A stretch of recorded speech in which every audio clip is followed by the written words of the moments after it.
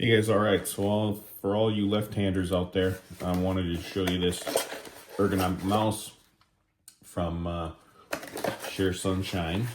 They sent me this to review, really appreciate that.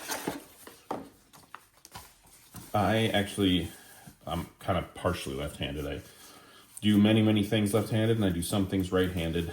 Normally I do mouse right-handed, but years ago I had shoulder surgery, and as part of that, I got real good doing a mouse with my left hand. So got an on-off switch here, front back thumb buttons, scroll wheel, left and right, clicker obviously.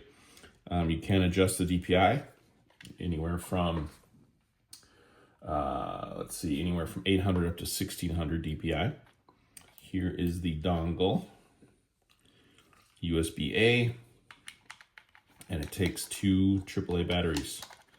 So I will get it plugged in here and make sure it works good. So 1 second.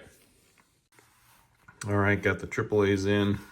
Just trying it on my mouse pad here, nice and smooth.